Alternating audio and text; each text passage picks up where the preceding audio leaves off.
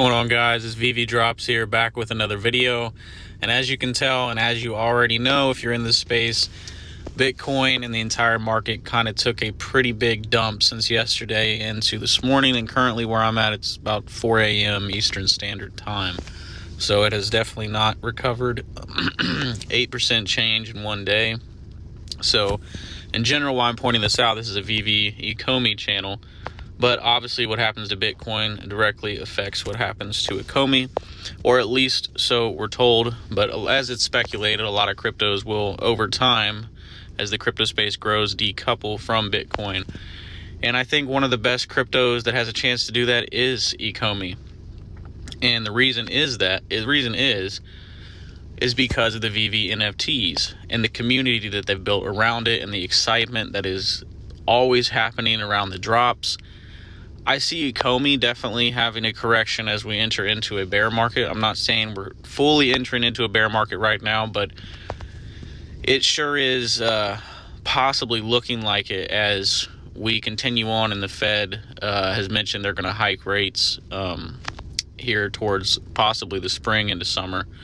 So it's affected the entire market as they continue their cutbacks, and they're no longer propping up the stock market and the crypto industry. But where I believe VeVe has tremendous strength is with the community that they've built, and I don't see the VeVe NFTs really dropping off too much. I think it'll continue to grow, especially over the next year, as more brands and more excitement continues to, surround VeVe. And if you check their Twitter daily, they are going up by thousands of subscribers per day. So the word is getting out there. They're definitely getting plenty of exposure. And if you've noticed, there's been a pretty big pump with the majority of Season 1, Season 2 NFTs on VeVe over the last few days. So I personally think, regardless of what continues to happen with Bitcoin and the rest of the market, as I said, Ecomi will probably have, a pretty significant correction as well, especially if Bitcoin continues to drop. But VeVe itself, I believe, will continue to have success. And I just kind of wanted to give my opinion on that before we get into the rest of the video. And so let's go ahead and do that. So guys, moving on, tomorrow we're getting Marvel Digital Comics Incredible Hulk issue 347. This is a super limited Marvel digital comic, and it drops, obviously, tomorrow, as I said. And here's a better look at each one of the variants. And this one is going to be, this is only the third drop with only 10,000 editions. And honestly, my opinion, and it's not financial advice, but I personally would probably sell this on drop tomorrow, as it is not a very popular comic in real life, and it's not a very expensive comic in real life either, with, I believe, the most recent only going for close to $3,000 or right at $3,000. Even with a 9.8 grade.